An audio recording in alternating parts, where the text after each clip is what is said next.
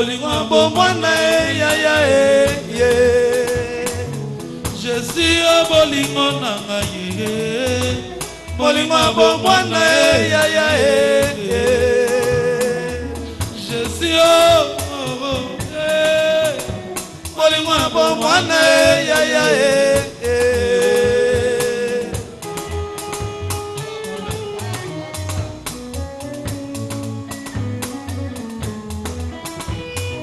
Olingana linga yo Jésus lekoti misunele kitina mikuwa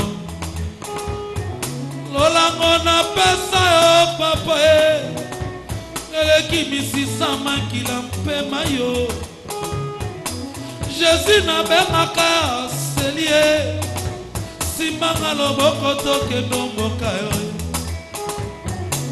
yango na bengaka susue simanga loboko tokendo mboka yo amo generale abandana Yesu kala oye o yele o wa wa o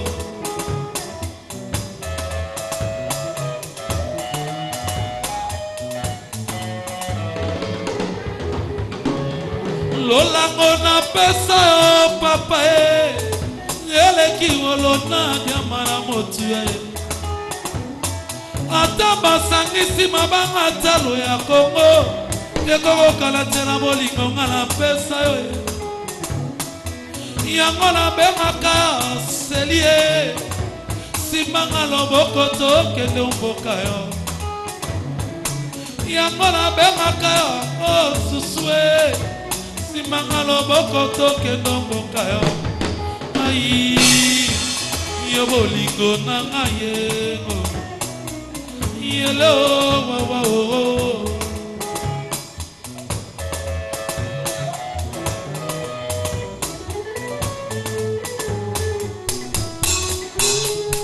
Olingana linga yo Jésus nakata misunele kitina mikuwa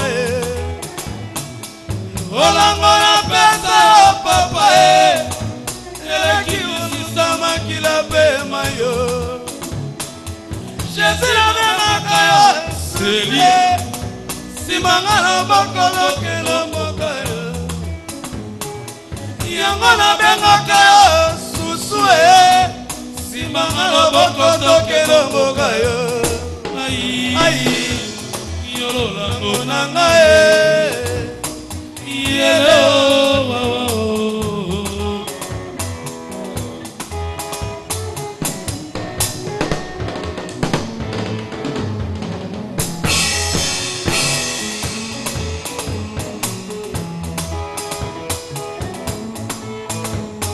oh Jésus au motema lolango nanga yo yo elike la vie lolango nanga yo yo lolango nanga yo yo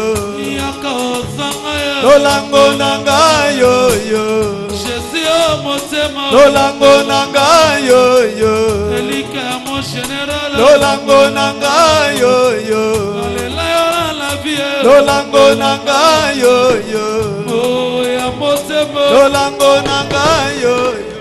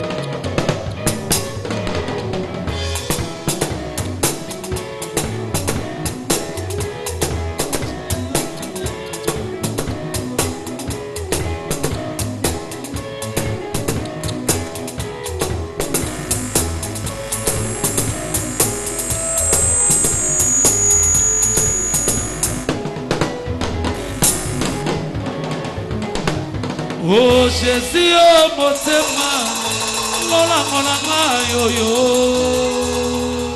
oko.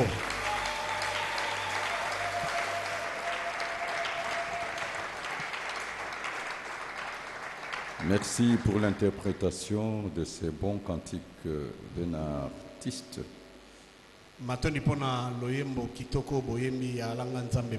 que nous aimons beaucoup, qui nous donne la réjouissance chrétienne et qui édifie l'Église, Thomas Lokofé. Est-ce qu'on peut acclamer pour la gloire de Dieu?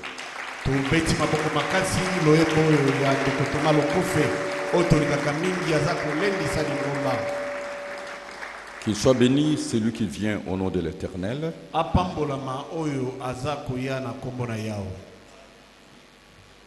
Nous continuons notre sujet sur ce grand chapitre « Devenez riche ».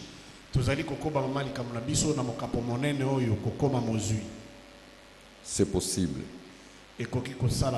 Dieu s'est révélé comme le Dieu d'Abraham, d'Isaac et de Jacob. C'est une référence, un exemple.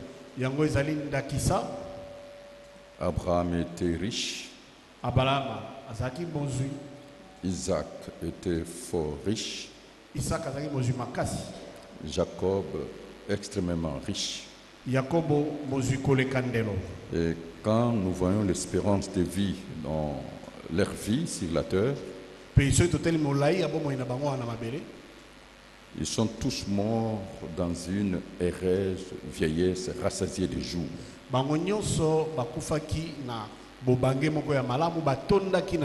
Ça, c'est un exemple fort que Dieu nous donne.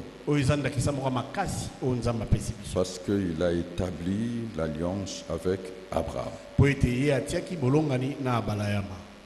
Les bénédictions, c'est dans la maison.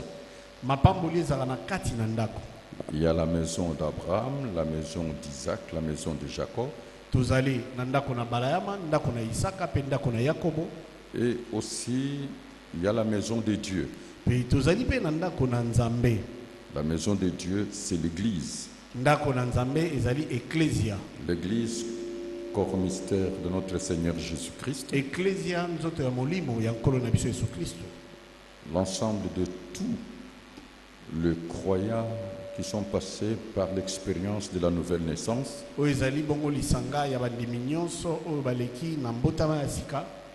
Ils ont reçu le salut en Christ.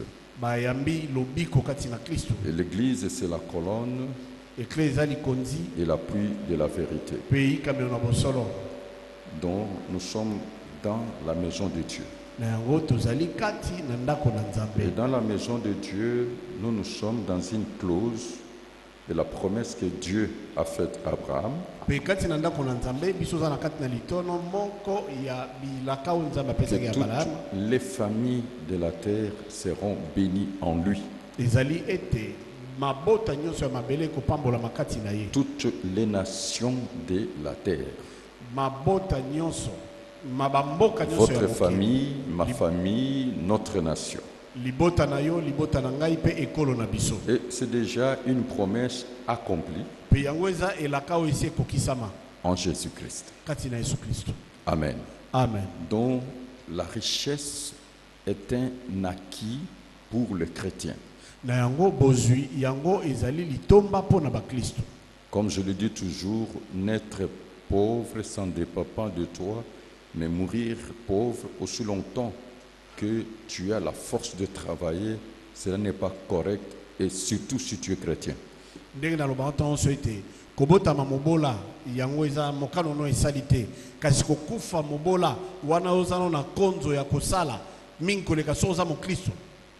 Nous devons surtout établir la vérité. Il y a deux choses dans la vie: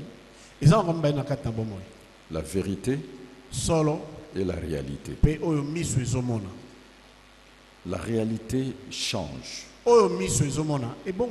mais pas la vérité, parce que la vérité, c'est l'intégrité.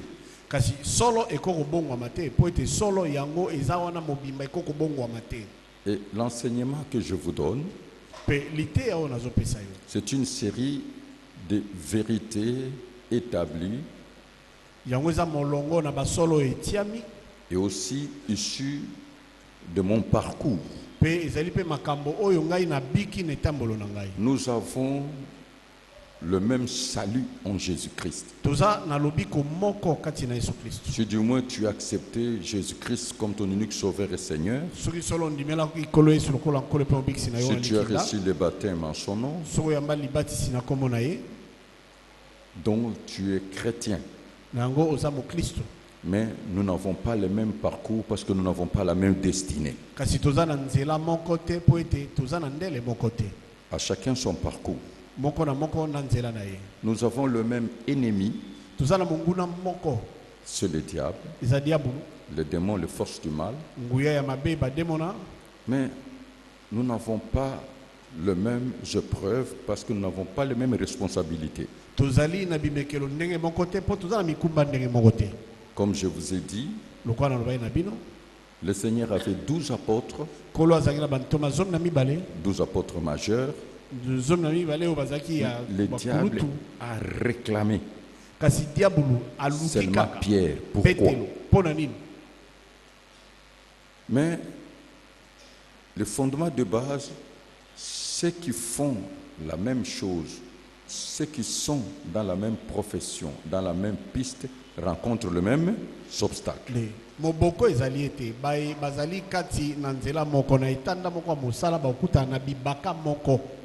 C'est pour cela qu'il faut se confier aux hommes d'expérience, ceux qui ont maîtrisé votre domaine.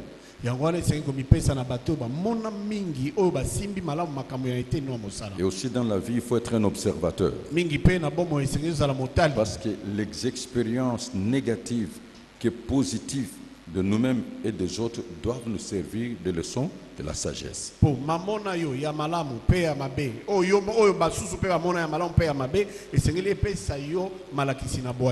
Avoir la foi en Dieu parce que Dieu nous a tout donné en Christ. Il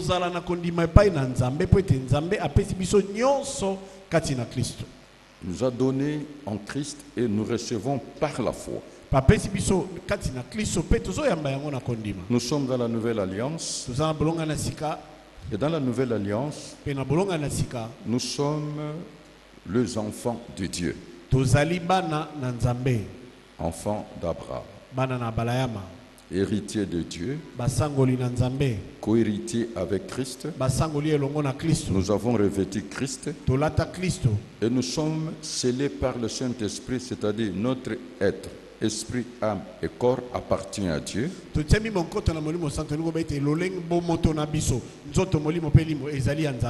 le plus grand mystère, le Dieu invisible, a fait de notre corps sa demeure. Notre corps est le temple du Saint-Esprit et l'Esprit de Dieu habite en nous.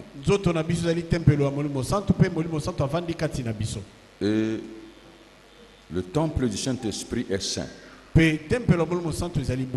Nous sommes sous le régime de la grâce parce que la loi de l'Esprit de vie nous a affranchis de la loi du péché et de la mort. Et le juste vivra par sa foi et le juste vivra par la foi.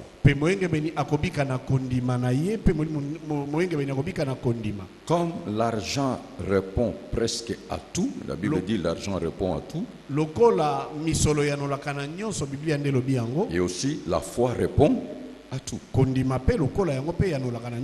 Amen. Amen. Et si nous sommes sur la terre, je tiens toujours à éveiller votre conscience à vous rappeler, nous ne sommes pas de ce monde. Nous sommes des voyageurs, des étrangers. Comme la Bible dit, nous sommes concitoyens des saints gens de la maison de Dieu.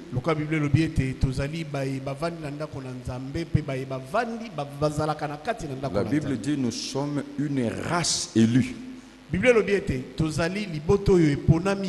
Une nation sainte. Un peuple acquis. Et nous sommes dans le saint sacerdoce royal pour une cause.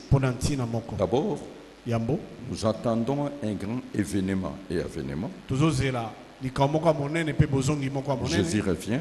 Il vient bientôt. Ce n'est pas un mythe, c'est une réalité, c'est une vérité.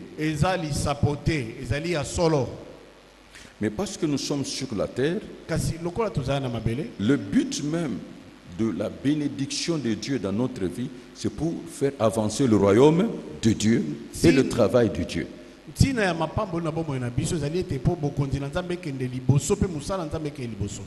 Le but de la richesse dans notre vie, c'est-à-dire Dieu révèle sa bonté, ce qu'il est. Et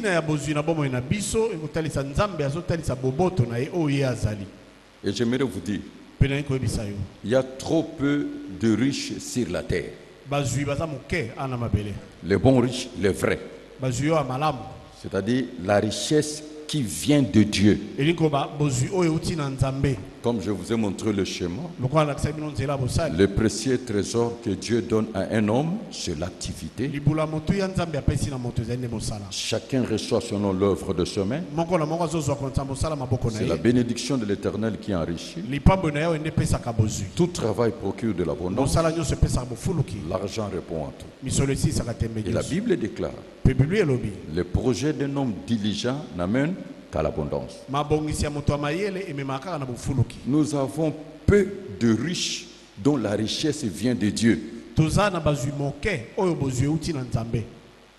avons des riches, c'est-à-dire ceux qui ont acquis le matériel, le patrimoine, l'enveloppe financière, mais ils ont fléchi les genoux devant le diable. C'est une catégorie de personnes. Et deuxième catégorie de personnes, les voleurs, les détourneurs, et j'en passe. Mais quand vous le voyez, ils sont riches. Mais Dieu dit, la richesse mal acquise diminue toujours. Moi, je peux justifier ce que Dieu me donne. Je vis de l'évangile, par l'évangile, pour l'évangile, et ma conscience est tranquille. Je ne sais pas si vous me suivez très bien. Il a ordonné à ceux qui prêchent l'évangile de vivre de l'évangile. Je perçois les dîmes, les offrandes d'action de grâce, les dons, le legs, et je m'engage dans mes aumônes. Même si vous avez une source d'unité de production, un centre régénérateur de recettes, il faut que la source soit pure. Atako ozana liziba esika ozozuela esika oza koyikinisa makoki kasi senge liziba na wana ezala peto. Mais très souvent la plupart des gens que vous voyez riches, faux riches, extrêmement riches, c'est par des voies illicites. Kasi mingi na bato bozomona bazui makasi bazui kozanga ndelo mingi zaka na banzela salité. Est-ce que vous me suivez très bien? Mais toi, Dieu va te donner la richesse. La vraie richesse, un riche, la richesse vient de Dieu comme Abraham, Isaac, Jacob. C'est un acquis de la croix. Vous y croyez fermement? Je vous ai montré le 8 voies. Première voie, c'est le destin ou la destinée. Moi, le Seigneur m'a dit, mon serviteur prospérera, il montera, il s'élèvera, il sera très haut placé. Dieu accomplit sa parole en son temps. Celui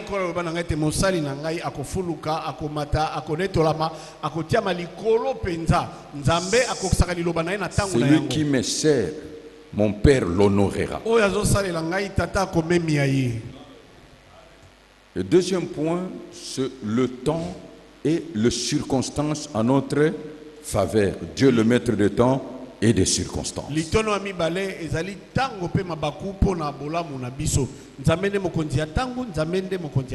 Dieu va vous donner des opportunités. Troisième point, c'est le lieu. Vous voyez ces lieux. Vous êtes dans le lieu où éclate la gloire de Dieu. C'est le lieu de votre rendez-vous sacré avec Dieu, le redressement et l'accomplissement de votre destinée.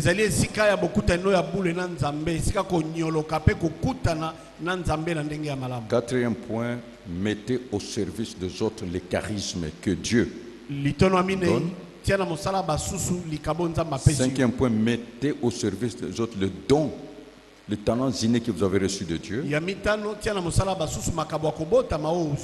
Sixième point, mettez au service des autres votre qualification professionnelle. C'est pour cela que je parle aux parents. Nous sommes des chrétiens nés de nouveau. Parce que vous avez une maison. La règle est que vos enfants puissent étudier et atteindre le haut sommet, c'est-à-dire le doctorat.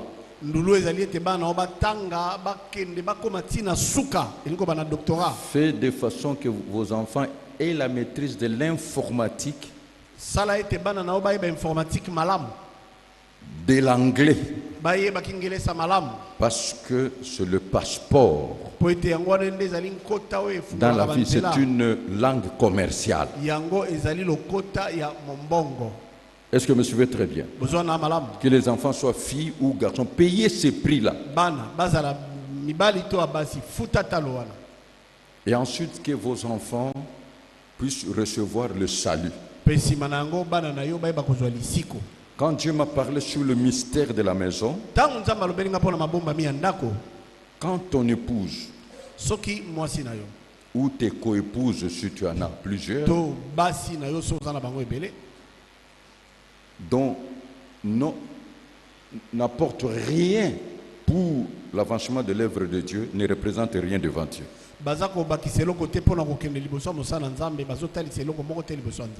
Quand tes enfants biologiques n'apportent rien pour l'avancement du royaume de Dieu, ils ne représentent rien devant Dieu.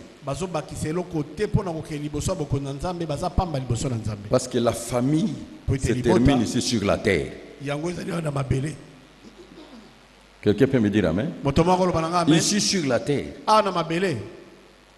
c'est la fin de la famille. C'est pour ça que la Bible dit: crois au Seigneur Jésus, tu seras sauvé, toi et toute ta famille. J'aimerais quelqu'un dire: moi et ma famille, nous servirons l'Éternel. Moi et ma famille, nous servirons l'Éternel. Parce qu'il y a la bénédiction des familles. Que tes enfants puissent vraiment accepter Christ comme leur unique sauveur et Seigneur, recevoir le salut qui devient tes frères et sœurs en la foi.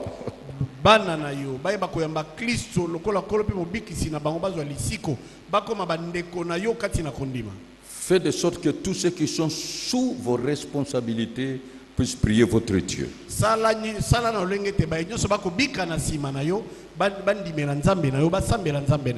Et ensuite, veillez que le mariage de vos enfants soit dans l'ordre, respectable et bénéfique. Vous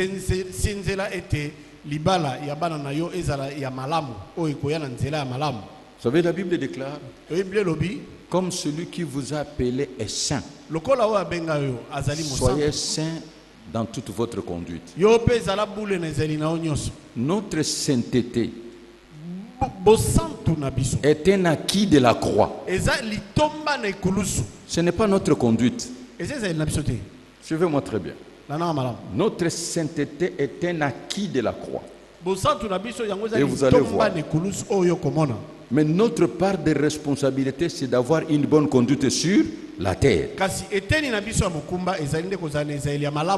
Si tu n'as pas une bonne conduite, tu vas donner l'accès au diable. Et n'oublie pas, on ne se moque pas de Dieu. Ce que l'homme aura semé, il le moissonnera. Je vous donne un exemple. Tout chrétien né de nouveau est saint. Mais tout chrétien né de nouveau a une vie passée. Kasi Comme je l'ai dit dans une conférence, moi j'ai des connaissances, des amis, de non-croyants, mais avec une bonne personnalité. La personnalité d'un individu est caractérisée par son comportement. Avec une bonne conduite. Mais j'ai aussi des frères chrétiens dont ils sont saints, mais leur conduite reste à désirer. Est-ce que vous comprenez cela? Donc ça c'est notre part de responsabilité. Dieu a aussi sa part de responsabilité. De marcher correctement.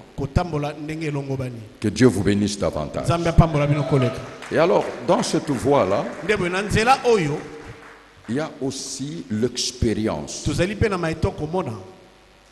Les conséquences enseignent mieux que le conseil. Soyez un homme qui apprend et qui se transforme par ce qu'il apprend. Est-ce que vous êtes en train de comprendre? Donc il faut avancer. Et aussi, il y a un point, le relation. Dieu est au ciel. Dieu est au ciel.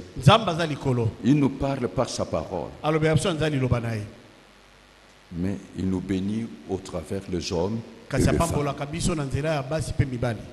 Parce qu'il y a des choses que Dieu nous donne. Il y a des choses que nous nous donnons. Il y a des choses que les êtres humains nous donnent. Mais refusons ce que le diable nous donne. Est-ce que vous êtes en train de comprendre? C'est pour cela, soyez chrétiens. Surtout, regardez la vie éternelle. Mais je te dis, sur la terre, tu es appelé à être béni. Parce que la vie est faite de l'échelle sociale. Nous ne pouvons pas avoir le même niveau de bénédiction. Ça dépend de notre engagement. Même dans la pauvreté, tous les pauvres ne sont pas du même niveau. Il y a un système de graduation dans la pauvreté. Amen. Est-ce que vous êtes disposé à écouter la parole de Dieu? C'est un acquis, la richesse. Je dis, mon expérience le confirme, cet enseignement, c'est le fruit de mon parcours avec Dieu.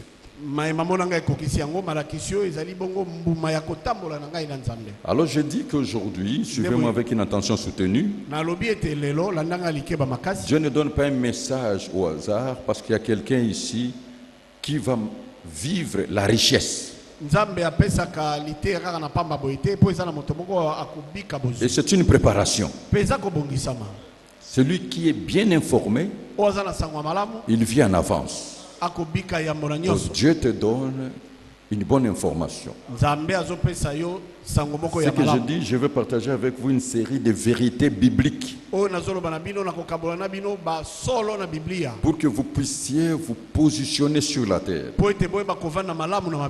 La première vérité que Dieu m'avait appris, parce que je viens aussi de la pauvreté, c'est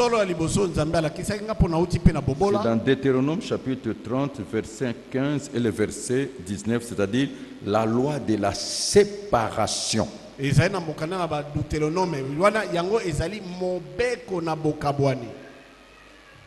Deutéronome chapitre 30, verset 15 et verset 19. Vois, je mets aujourd'hui devant toi la vie et le bien, la mort et le mal. J'en prends aujourd'hui à témoin contre vous le ciel et la terre. J'ai mis devant toi la vie et la mort, la bénédiction et la malédiction. Choisis la vie, afin que tu vives, toi et ta postérité. Amen. Amen. Le ciel et la terre passeront, mais pas la parole de Dieu. Il prend en témoin le ciel et la terre. C'est la première vérité que Dieu m'a enseignée. Chaque chose a son contraire. Et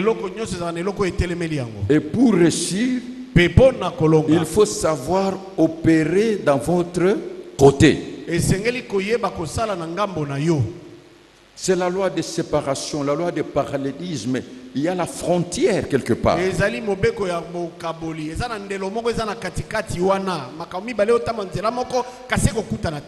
Amen. Amen.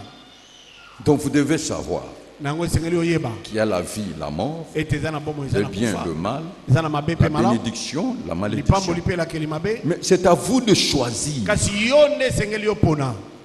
Donc ce que Dieu nous a laissé, c'est le libre arbitre.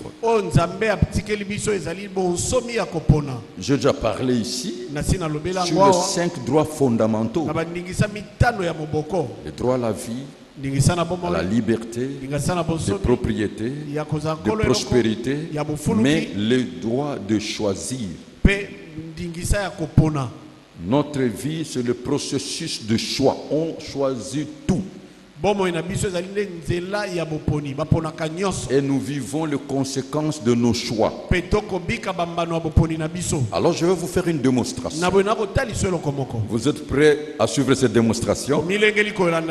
Alors, il y a sur la terre les enfants de Dieu et les enfants du diable. Prenons 1 Jean chapitre 3, le verset 10. Il y a les enfants de Dieu et les enfants du diable. 1 Jean chapitre 3 verset 10. C'est par là que se font reconnaître les enfants de Dieu et les enfants du diable. Ça c'est la parole de Dieu. Tel que nous sommes là.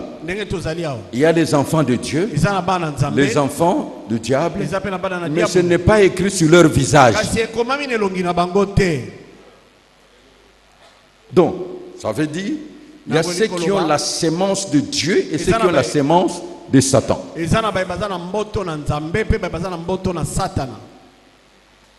Vous me suivez très bien? Je vais encore continuer. Prenons Matthieu chapitre 13, verset 38, confirme ces 2 catégories de personnes sur la terre. Matthieu chapitre 13 verset 48. 38. Le champ, c'est le monde. La bonne sémence, ce sont les fils du royaume.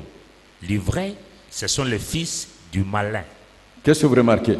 Il y a le fils du royaume et le fils du malin, représenté par l'ivraie et le blé. Et le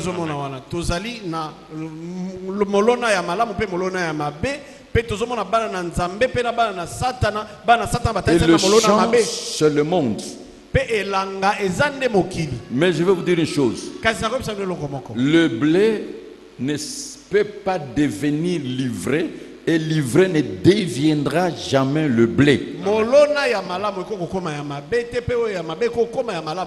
Celui qui est du diable restera du diable.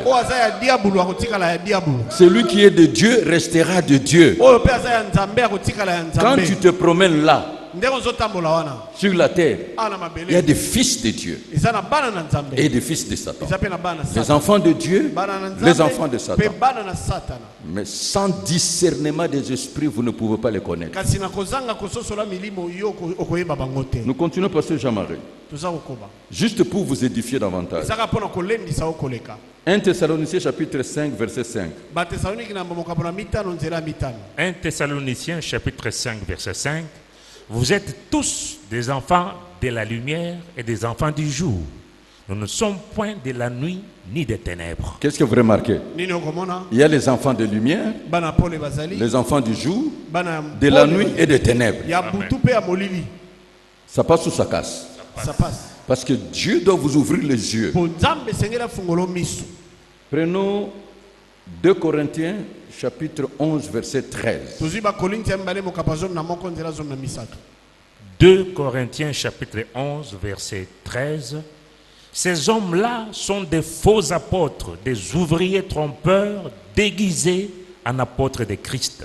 Prenez le verset 26. Verset 26. Fréquemment en voyage, J'ai été en péril sur le fleuve, en péril de la part des brigands, en péril de la part de ceux de ma nation, en péril de la part des païens, en péril dans les villes, en péril dans le désert, en péril sur la mer, en péril parmi les faux frères. Est-ce que vous suivez très bien? J'aimerais vraiment que le Saint-Esprit soit mon interprète. Nous remarquons qu'il y a de faux apôtres, donc de faux ministres.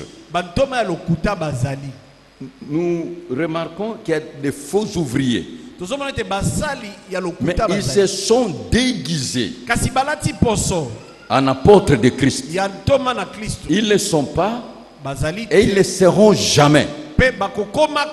En bref, ce sont des loups dans la peau de brebis. Et jamais ils deviendront des brebis. Comment les connaître sans le Saint-Esprit?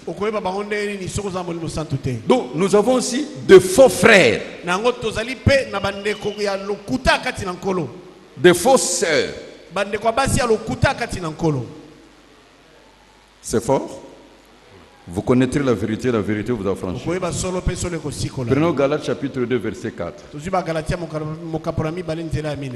Galates chapitre 2 verset 4.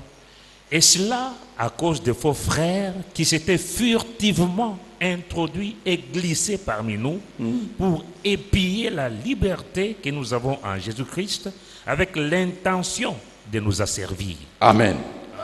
Nous sommes infiltrés. Ils se sont glissés parmi nous. Nous nous sommes mariés avec eux. Nous avons des enfants avec eux. Suivez-moi très bien. Nous les avons formés dans nos écoles de ministère.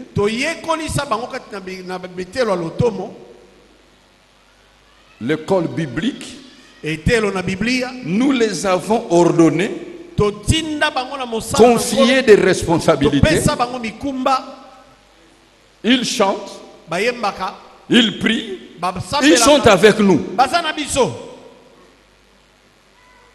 Qui peut me dire Amen? Je veux que vous m'écoutez très bien. Ils sont avec nous. Ce sont des infiltrés. Ils sont parmi les serviteurs, les servantes, les ministres, les diacres, les diaconesses, les chantres, les anciens. Ils sont là. Ils ne peuvent pas entrer dans l'église corps de Christ, mais peuvent entrer par la faiblesse de la communauté.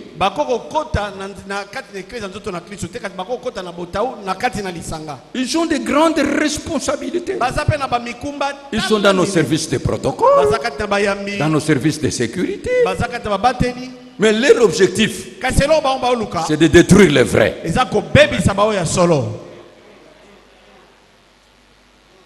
Là où il y a un vrai quelque part, il y a un faux.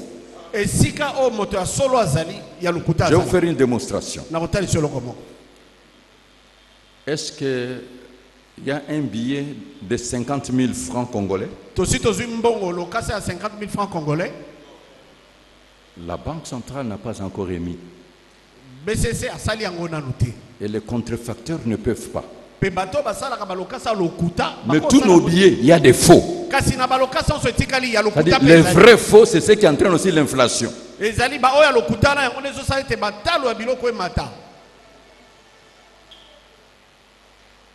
Je crois que vous allez dire Amen. Voilà, c'est ça la parole de Dieu. Vous voyez ça. Mais Dieu veut positionner ses enfants pour faire avancer son œuvre. L'homme et la femme, c'est-à-dire les véritables enfants de Dieu, Dieu veut les élever en dignité pour qu'ils soient les canaux par lesquels Dieu fait accomplir sa volonté et faire avancer son royaume.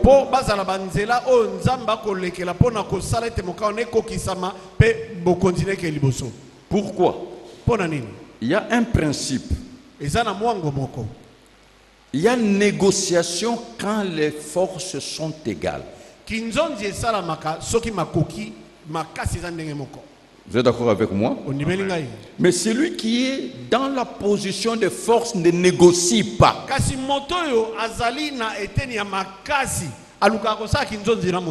Il y a une négociation quand vous avez les mêmes droits. Vous êtes d'accord avec moi? Et là, il y a une négociation. Mais qu'est-ce que Dieu veut? Il y a domination quand tu es supérieur. Oh là là, je vais descendre pour que vous puissiez comprendre. Ça passe ou ça casse? Ça passe. Ou laisse-moi aller comme l'esprit me conduit. Ou je descends encore. Je ne vais pas encore descendre. Est-ce que vous me suivez très bien? Alors, Dieu veut vous positionner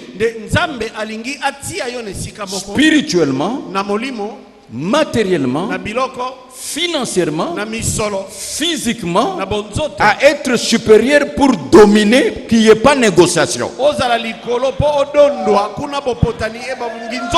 qu'il n'y ait pas partage. Je peux vous faire la démonstration. Tout pouvoir dans les cieux, sur la terre sont entre mes mains.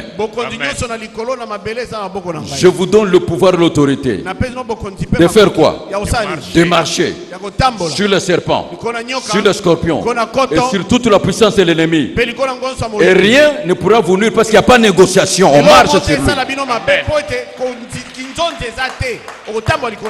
Jusque-là, vous avez compris? Amen. Voici les miracles qui accompagneront ceux qui auront cru. À mon nom, ils chasseront le démon. C'est celui qui chasse qui a le pouvoir. C'est celui qui chasse qui est supérieur. Ils imposeront les mains aux malades et les malades seront guéris. S'ils boivent quelques breuvages mortels, ça ne leur fera rien. Ils saisiront le serpent et le Seigneur travaille avec eux. Jusque-là, vous êtes en train de comprendre? La Bible dit, le nom, il n'y a de salut en aucun autre nom. Chaque chose a un nom et chaque chose répond à un nom. Et Dieu l'a souverainement élevé. Il lui a donné un nom qui est au-dessus de tout nom, dans le ciel, sur la terre, sous la terre. Et en ce nom, tout genou fléchira. Quel est le nom de ta maladie, de ton problème, de tes difficultés, de tes épreuves? Quel est le nom que tu donnes? Ça va fléchir au nom de Jésus. Vous voyez cette supériorité? Le rôle de la lumière, c'est d'éclairer et de chasser les ténèbres. Que ta lumière, lui, les démons dans la famille vont tomber. Les sorciers vont tomber. Les magiciens vont tomber. Les enchanteurs vont tomber. Tous ceux qui vous combattent vont tomber. Même la Bible dit, les méchants s'inclinent devant le bon. Jusque-là, vous avez compris? C'est ça le langage de Dieu. Les faibles s'inclinent devant le fort. Celui qui est plus petit ne peut pas contester devant celui qui est grand. Jusque-là, vous êtes en train de comprendre? Je peux continuer? Alors, acclamons pour la gloire de Dieu. Voilà le Dieu d'Abraham, le Dieu d'Isaac, le Dieu de Jacob, ce qu'il a fait. Prenons Deutéronome 28. Verset 1. Deutéronome chapitre 28, verset 1. Si tu obéis à la voix de l'Éternel ton Dieu, en observant et en mettant en pratique tous ces commandements que je te prescris aujourd'hui, l'Éternel ton Dieu te donnera la supériorité sur toutes les nations de la terre. Qu'est-ce que Dieu dit? Nini nzambe alobi? La supériorité. Akotombo likolo. Vous voyez ce que je suis en train de vous dire? Moni nazo ebisa. La supériorité. Okozala likolo. Est-ce que tu peux dire la supériorité? La supériorité. Répétez encore la supériorité. La supériorité. Attendez un peu. Répétez encore la supériorité. La supériorité. Prenez directement le verset 13. Verset 13. L'Éternel fera de toi la tête et non la queue. Tu seras toujours en haut et tu ne seras jamais en bas. C'est Dieu qui a juré. Nzambe ne utaosala. L'Éternel fera de toi Yahweh akokomisa la tête moto. et non jamais la queue. Mukolo moko La te médiocrité n'est pas des enfants de Dieu. Makambo mabe ezali ya bana na Nzambe te. Toujours plus haut. Tango so Et il likolo. a juré jamais en bas. Pe alapindai mokolo Avant moko que te je na se. passe, est-ce que vous croyez à cette position? Yambo na leka ondimeli yango. C'est là où Dieu veut vous positionner. Nesika o Nzambe ali kotia. Il y a une clé, c'est l'obéissance. Eza na fongola moko nezali botosi. L'obéissance, c'est la clé. Botosi ne fongola. Est-ce que tu peux dire trois fois l'obéissance? L'obéissance, l'obéissance, l'obéissance. Pourquoi Dieu veut te donner cela? Pour qu'il n'y ait pas de négociation. Pona ni Nzambe ko peso yango po ete mukinzonzi ezala te. Et pour que tu domines. Pe po okonza. S'il faut interpréter autrement. Sese ko limbolo onde mususu. La volonté de Dieu est de faire de toi le décideur, Mokano na Nzambe ezali akomisa yo moto akonza les bibe. chefs, les dirigeants. Mokonzi mokambi. C'est pour cela, dans la structure de la Yango terre, yango na olenge oyo mabele salami. celui qui n'a pas une fonction, une bonne fonction, n'a pas le pouvoir. Moto oyo azana ebonga mosala malamu te ana bokonzi te. Celui qui n'a pas les grades n'a pas le pouvoir. Moto oyo azana pete te azana bokonzi te. Celui qui n'a pas l'argent n'a pas le pouvoir. Moto azana mbongo te azana bokonzi te. Celui qui n'a pas de bonnes relations n'a pas le pouvoir. O azana boyebani ya malamu te Et azana celui qui n'a bokonzi. pas le patrimoine n'a pas le pouvoir. Moto pe azana linyango te. Que Dieu te le donne au nom de Jésus. Nzamba peso yango na kombo na Yesu. Prenons Proverbe chapitre 22. Tozima sese Verset mokapatu 2. bale nzela mibale. Jusque-là, l'Esprit vous éclaire. Kino a molimo azongengisa yo. Proverbe chapitre 22, verset 2. Les riches et les pauvres se rencontrent. C'est l'Éternel qui les a fait l'un et l'autre. Vous voyez ce parallélisme. Omoni makami Chaque chose a son contraire. Elongo nyosa elongo etelemeli. Dieu lui-même a fait les riches, Dieu lui-même a fait les pauvres. Ye moka sali. Bon, quand les riches et les pauvres se rencontrent, le verset 7, qu'est-ce qui se passe? Tango mobola pe mosiba okuta nini esalama. Le verset 7. Les riches dominent sur le pauvre. Voilà. Le riche païen domine sur le pauvre chrétien, rempli du Saint-Esprit. Mupagano azokonza mobola mokristo. Mokristo atondisa na molimo santo. Vous avez compris? Ososoli. Le sorcier riche domine sur le pauvre chrétien. Ndoki mozui azako konza mobola mokristo. Répétez un peu ce verset-là. Proverbe chapitre 22, verset 7. Les riches dominent sur le pauvre. Qui croit à ça? C'est la parole de Dieu. Et ça il loba na Nzambe. Et pour que les riches ne dominent pas sur toi, il faut que toi tu deviens plus riche que lui. Po ete mozui akonza yote esengelo koma mozui koleka ye. Quand les forces ne sont pas égales, il n'y a pas de négociation. Soki- Et celui qui est dans ses droits ne négocie pas. Soki makasi ekokani te wana kinzonzi ezalaka te. Moto oyo azana pimelo ya makasi asolaka te. On négocie quand nous avons le droit en commun. Balukaka koyoka na soki biso tozana bandingisa ndenge moko. Est-ce que tu as compris? Ososoli. Si tu as compris, dis merci Seigneur Soko Jésus. sosolo ba merci Seigneur Jésus. Prenons Proverbe 22, 4. Tozui masese tubana mbale nzela minei. Proverbe chapitre 22, verset 4. Le fruit de l'humilité, de la crainte de l'Éternel, c'est la richesse, la gloire et la vie. Les fruits, les conséquences de l'imité, de l'obéissance à Dieu, c'est la gloire, la richesse et une longue vie. Amen. Que Dieu te donne la gloire, Amen. Nzambe apeso nkembo. une longue vie, Bomwe molai la richesse bozui. et surtout le cœur d'obéir. Mingi koleka motema ya kotosa. de payer le prix à faire la volonté de Dieu, à pratiquer la parole. Est-ce que vous croyez à la richesse? Je vous donne 2 versets et je vais établir quelque chose. 1 Samuel chapitre 2 verset 7. 1 Samuel chapitre 2 verset 7. L'Éternel appauvrit et il enrichit. Il abaisse et il élève. Amen. Amen. L'Éternel. Je suis en train de dire, aujourd'hui, c'est l'accomplissement de la prophétie dans la vie de quelqu'un. Dieu commence le processus d'élévation. Votre situation là, c'est une transition à court terme.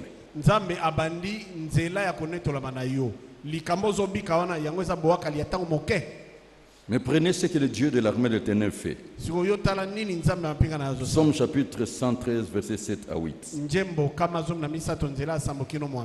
Psaume chapitre 113, verset 7 à 8. Qui est de la poussière, il retire les pauvres. Du fumier, il relève l'indigent pour le faire asseoir avec les grands de son peuple. Répétez cela à partir du verset 5. Qui est semblable à l'Éternel notre Dieu? Il a sa demeure en haut. Il abaisse les regards sur les cieux et sur la terre.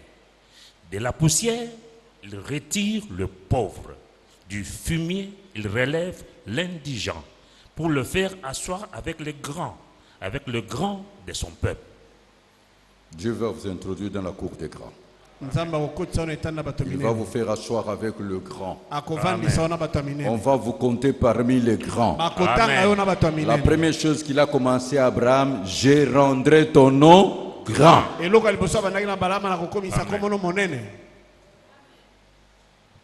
Est-ce que vous croyez que Dieu peut le faire? Est-ce que tu peux dire, Seigneur, je crois, je crois, je crois. Revenez dans 1 Samuel chapitre 2. Maintenant le verset 8. 1 Samuel chapitre 2 verset 8. De la poussière, il retire le pauvre, du fumier, il relève l'indigent, pour le faire asseoir avec le grand. Il leur donne en partage un trône de gloire. Ah, Dieu va te donner une position de gloire. Si tu crois, tu verras la gloire de Dieu. Alors, pour conclure, j'aimerais te dire une chose. Dieu t'a déjà positionné sur la terre. Parce que tu es la lumière, tu es le sel, et celui qui est en vous est plus grand que celui qui est dans le monde. D'ailleurs, Dieu lui-même habite en vous. Mais qu'est-ce qu'il faut faire? Je te demande par ta volonté l'obéissance à Dieu. Ça, c'est la volonté de Dieu pour tous ses enfants. Devenir riche, c'est possible. Pour devenir riche, il faut savoir comment entrer en communion avec Dieu et recevoir ses faveurs, ses bénédictions. Dans l'Ancien Testament, c'était bâtir l'autel. Et dans le Nouveau Testament, c'est rendre culte à Dieu. Est-ce que vous êtes en train de comprendre? Pasteur Jean-Marie, aide-moi. Abraham a bâti l'autel. Je reviens toujours en lui. Genèse chapitre 12, versets 7 à 8. Genèse chapitre 12, versets 7 à 8. L'Éternel apparut à Abraham et dit: je donnerai ces pays à ta postérité. Et Abraham bâtit là un autel à l'Éternel qui lui était apparu. Il se transporta de là vers la montagne à l'orient de Bethel et il dressa ses tentes ayant Bethel à l'occident et Haï à l'orient. Il bâtit encore là un autel à l'Éternel et il invoqua le nom de l'Éternel. Amen. Amen. Qu'est-ce que vous avez remarqué? Nini ozomona? Abraham a bâti l'autel. Abraham atongaki etumbelo. Prenons Isaac. Tozui Isaka. Genèse chapitre 26. Genèse tumbela motoba. Prenons le verset 24-25. Tozi nzela ya tumbela mine kino tumbela mitano. Je montre toujours le Dieu d'Abraham, d'Isaac, de Jacob. Tozaka na nzambe na Abraham, Isaka pe Yakobo. Genèse chapitre 26, versets 24 à 25. L'Éternel lui apparut dans la nuit et dit, Je suis le Dieu d'Abraham, ton père. Ne crains point, car je suis avec toi. Je te bénirai et je multiplierai ta postérité à cause d'Abraham, mon serviteur. Il bâtit là un autel, invoqua le nom de l'Éternel et y dressa sa tente. Malgré les promesses, Atako bilaka. qu'est-ce qu'il devait faire? Ni esinga sala. Bâtir l'autel. Kotonga etumbelo. Je ne sais pas si vous remarquez. Na ete se bon monde. Dieu lui-même se révèle à lui. Nzambe moko mimoni se pai na ye. Il lui donne l'assurance. Apesi ndanga. La foi est une ferme assurance quand tu as, ainsi dit l'Éternel, il est écrit ou il est dit. Kondima ezali ndanga makasi tango yo oza liloba elobeli nzambe na makomi na ye to na yo moko na nkuku. Il y a des gens ici qui ont des promesses et des promesses. Ezana bato awa bazana bilaka pe bilaka. D'ailleurs, en général, toutes les promesses de Dieu sont oui. En Jésus, nous disons Amen. Amen. Mais ce qui nous manque, c'est bâtir l'autel ou tout simplement rendre un culte à Dieu convenablement. Bilaka nyonso kati na nkolo eza iyo pe kati na Yesu Kristo tolobi amen. O estikali ezali ka to bakotonga etumbelo pe to bakotonga ngo na ndenge elongo bani. Pourquoi? Pona nini? Pour entrer en communion avec Dieu, Pona okota na bosema mina que les nzambe. faveurs de Dieu viennent vers nous, Bolamu na nzambe epai na yo. que les bénédictions de Dieu viennent vers nous, Mapambo na yawe epai na yo. que Dieu nous visite. Nzambe atala biso. Prenons Jacob, Tozui Yakobo. Genèse 35, versets 1 à 3. Genèse tumisa na mitano nzela ya mbokino misato. Genèse chapitre 35, versets 1 à 3. Dieu dit à Jacob, Lève-toi, monte à Bethel et demeure-y là. Tu dresseras un autel au Dieu qui t'apparut lorsque tu fouillais Ésaü ton frère. Jacob dit à sa maison et à tous ceux qui étaient avec lui, Là, je dresserai un autel au Dieu qui m'a exaucé dans les jours de ma détresse et qui a été avec moi pendant le voyage que je fais. Amen. Amen. Qu'est-ce que vous constatez? Nini bokomono. Il est le Dieu d'Abraham, Nzambe Abraham. le Dieu d'Isaac, Nzambe na Isaka. de Jacob. Nzambe na Yakobo. C'est lui-même qui les a appelés. Ezaye moko nde abenga. Il a fait une alliance d'adhésion Asali bolonga ni Yakobo. avec une série de promesses. Na bilaka. Et lui-même leur exige de bâtir quoi? Peye moko L'autel. asenga batongele nini etumbelo. Pour garder la permanence de la communion avec Dieu. Pona kobatela bomoko wana na Nzambe. Prenons même Moïse, Tozui ata Mose. qui représente la loi. Oa kotaisa mobeko. Exode chapitre 20, verset 24. Esone tumbela Sous le mine nzela régime de la loi. Exode chapitre 20, verset 24. Tu m'élèveras un autel de terre sur lequel tu offriras tes holocaustes et tes sacrifices d'action de grâce, tes brebis et tes bœufs. Partout où je rappellerai mon nom, je viendrai à toi et je te bénirai. Qu'est-ce que vous constatez? Voulez-vous vivre la visitation divine, angélique? Olingo bika kotama na bonzambe. Voulez-vous que Dieu vienne vers toi? Olingi nzamba yepai na yo. Voici l'ordre établi. Tala molongo etiami. Dans le Nouveau Testament, Nakondima na sika. c'est de rendre culte à Dieu. Ezalika kosalo samo epai na nzambe. D'abord, prenons Hébreux chapitre 10, Tozui baebele mokapona zomi. le verset 4 à 5, Nzela mine kilo mitano. et puis je crois le verset 10 et le verset 14. Pe tozui nzela ya zomi pe zomi na mine. Hébreux chapitre 10, versets 4 et 5. Car il est impossible que le sang des taureaux et des boucs ôte le péché. C'est pourquoi Christ, entrant dans le monde, dit, tu n'as voulu ni sacrifice ni offrande, mais tu m'as formé un corps. Tu n'as agréé ni holocauste ni sacrifice pour le péché. Verset 10. Verset 10. C'est en vertu de cette volonté que nous sommes sanctifiés par l'offrande du corps de Jésus-Christ une fois pour toutes. Donc, dans le Nouveau Testament, c'est Dieu lui-même qui a bâti l'autel. Et l'autel que Dieu a bâti, c'est Golgotha. Dieu était en Christ réconciliant le monde avec lui-même. Si Christ est en vous, vous êtes en bonne communion avec Dieu.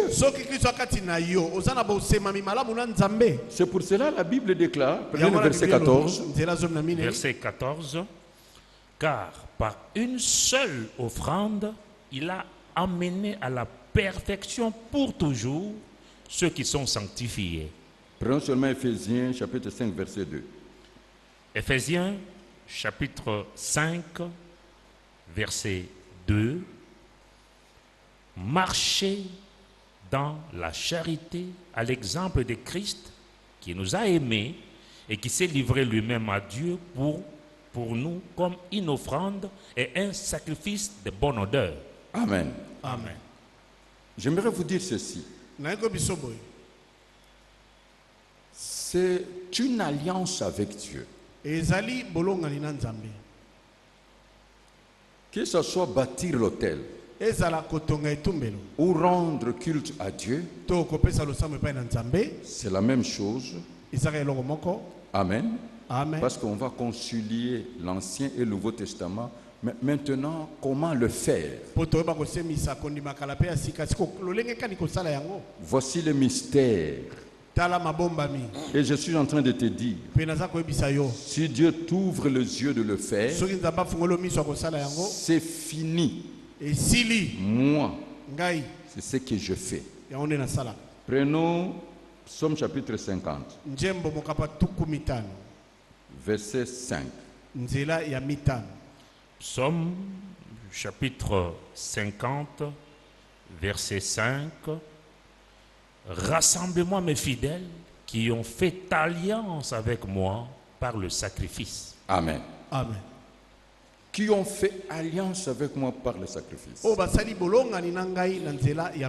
Bien-aimé, dans le Nouveau Testament, on nous dit dans Romains, chapitre 12, verset 1 à 2. Romains.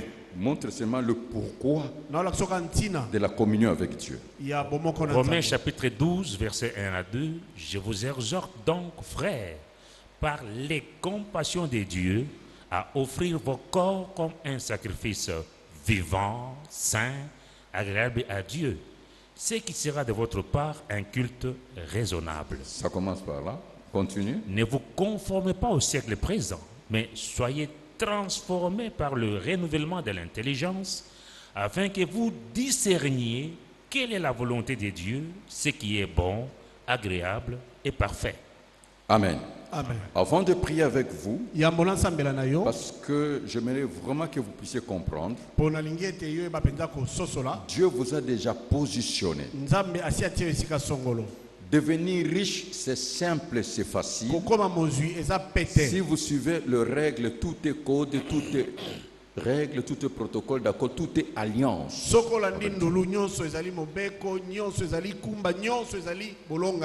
Le mystère de l'autel ou comment rendre un culte à Dieu. Dans le Nouveau Testament, on dit les vrais adorateurs adoreront en esprit et en vérité. Normalement, nos rassemblements sont des rassemblements d'adoration. Rendre hommage à Dieu. En bref, chaque être humain doit se présenter devant Dieu avec le fruit de son travail.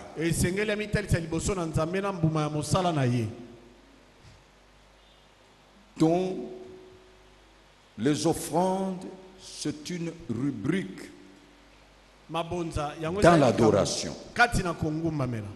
Prenons seulement le mage qui sont venus de l'Orient. bande ya catholique babuka biso lokuta lobi bazaki ba 3 matchs vraiment bande ko nzamba limbisa bango. Il n'a jamais eu 3 matchs.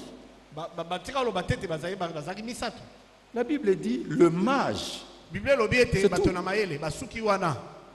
Mais il y a eu 3 sortes de cadeaux.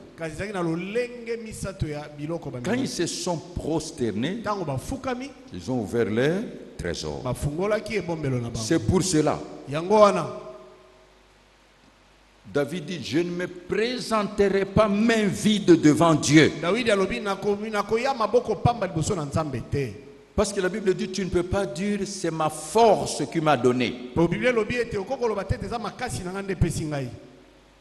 Il y a la qualité de l'offrande, la quantité de l'offrande et l'état de cœur. Ce que Dieu consomme, c'est les offrandes. Ce que Dieu consomme, c'est l'adoration et la louange. Toi, tu consommes la prédication, l'enseignement, l'exhortation.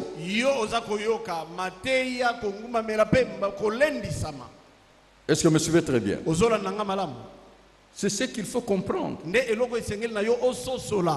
Prenons le mystère de bâtir l'autel ou le mystère de rendre culte, hommage à Dieu. Lévitique chapitre 1, verset 3. Lévitique chapitre 1, verset 3. Si son offrande est un holocauste de gros bétail, il offrira un mâle sans défaut. Il l'offrira à l'entrée de la tente d'assignation devant l'Éternel pour obtenir sa faveur. Le but c'est quoi? Pour obtenir la faveur de Dieu. La faveur de Dieu. Qui veut la faveur de Dieu ici? Bon, qui veut la chance? La faveur, c'est la chance. Alléluia. Offrande. Le but, c'est la faveur. On ne parle pas de la grâce. Très bien. La faveur de Dieu. Deuxièmement, prenons Exode chapitre 20, verset 24. Exode chapitre 20, verset 24.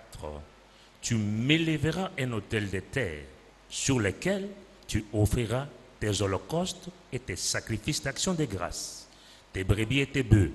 Partout où je rappellerai mon nom, je viendrai à toi et je te bénirai. Qu'est-ce que le but c'est quoi?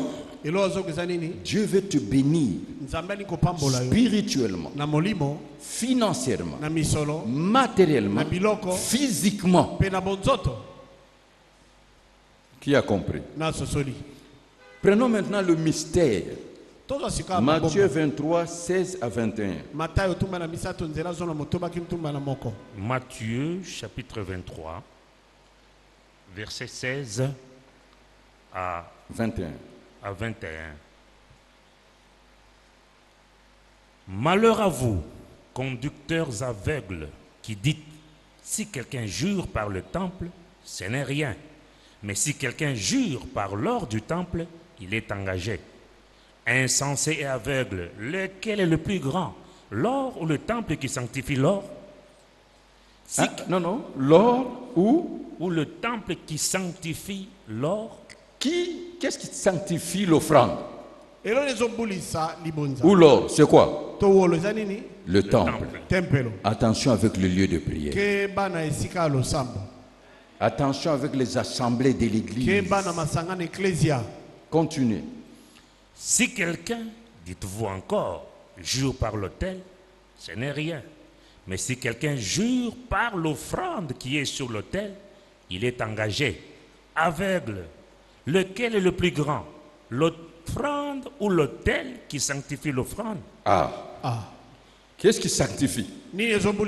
L'autel, que nous appelons aujourd'hui altar.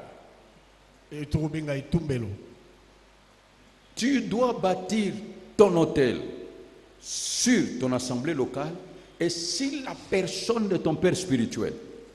C'est le deux voies. C'est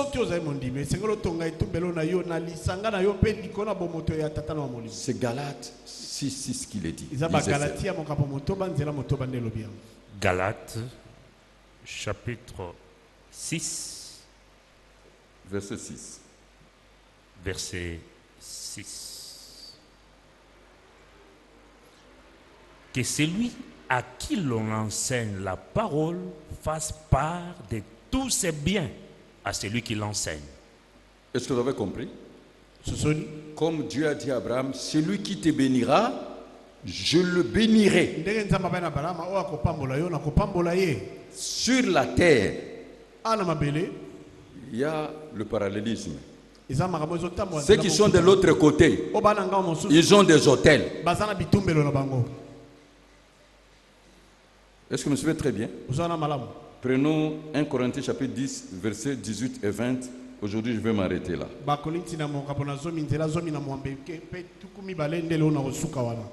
1 Corinthiens chapitre 10, versets 18 à 20. Voyez les Israélites selon la chair. Ceux qui mangent les victimes, ne sont-ils pas en communion avec l'autel? Ne sont-ils pas en communion avec l'autel? Et être en communion avec l'autel, c'est être en communion avec Dieu. Que dis-je donc? Le verset 20. Je dis que ce qu'on sacrifie, on les sacrifie à des démons et non à Dieu. Or, je ne veux pas que vous soyez en communion avec les démons. Amen. Amen. Donc vous voyez, de notre côté, nous sommes en communion avec Dieu. Il nous accorde sa faveur. Il vient nous bénir. Et de l'autre côté, ils sont quoi? En communion avec le démon. Pourquoi? Pour la même chose.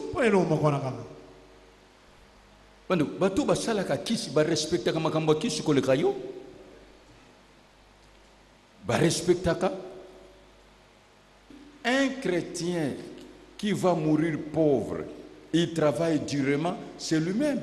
Parce que Dieu a sacrifié Christ. Pour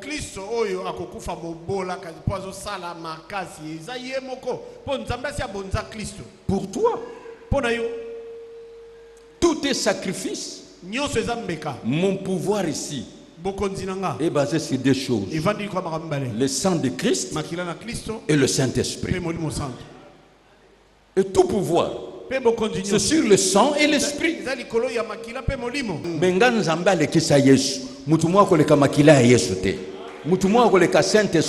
Ce qui reste, c'est mon obéissance. Tout pouvoir, toute autorité basée sur l'esprit et sur le sang. Pour nous, les ministres de Dieu, le sang de Jésus-Christ et le Saint-Esprit. Ce qui nous reste, c'est l'obéissance.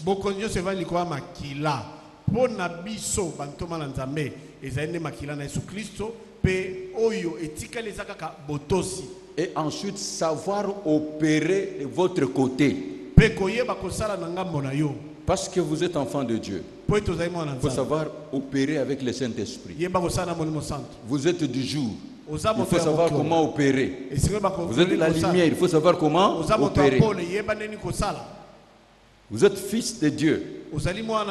Mais les enfants de Dieu opèrent avec les méthodes de Batoana basées à côté Kuna. Et Simbate. Vous avez des combats spirituels na masum.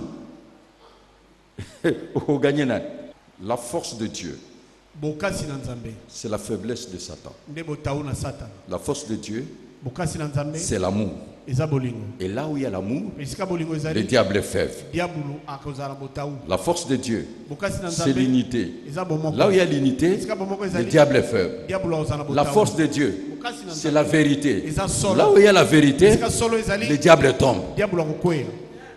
Ce que yozo tambra na mensonge côté Nzambe, te osa infiltré. Ce que lingio pambolama, moi et ma famille, nous servirons l'Éternel. commencez par bâtir l'autel de votre famille et auprès de quel serviteur? Prenons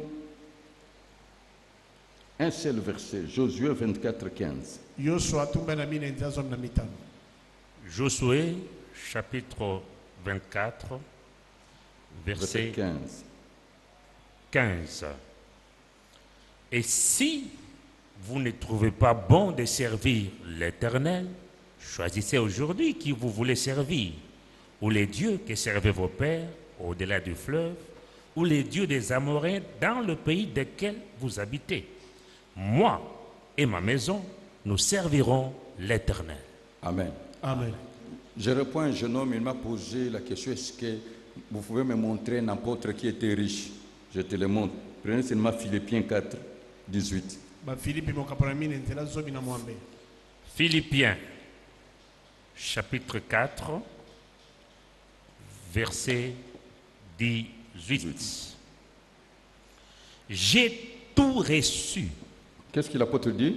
J'ai tout reçu. Continuez. L'apôtre Paul. Et je suis dans l'abondance. Oui, je suis dans l'abondance.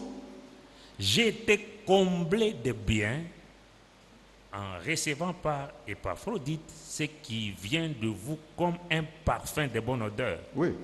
Un sacrifice que Dieu accepte et qui lui est agréable. N'oubliez pas, tous nos offrandes ici, ça monte. Donnez ces actes des apôtres là, vous allez voir que personne ne vous trompe. Je crois que c'est Actes chapitre 10, verset 2. Actes des apôtres. Ça monte. Actes des apôtres, chapitre 10, verset 1 à 2. Il y avait à Césarée un homme nommé Corneille, centenier dans la cohorte dite italienne. Cet homme était pieux et craignait Dieu avec toute sa maison. Il faisait beaucoup d'aumônes au peuple et priait Dieu continuellement. Vers la 9e heure du jour, il vit clairement dans une vision un ange de Dieu qui entra chez lui et qui lui dit « Corneille !» Les regards fixés sur lui et saisi d'effroi, il répondit « Quel Seigneur ?» Et l'ange lui dit « Tes prières et tes aumônes sont montées devant Dieu et il s'en est souvenu. » Est-ce que je me souviens très bien? Est-ce que toi, quand tu te présentes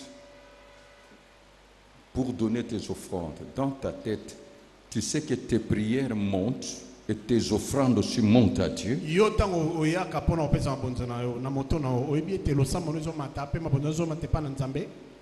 Devenir riche, c'est simple. C'est tout simplement, tu sais bâtir l'autel pour rendre culte à Dieu, pour recevoir sa faveur,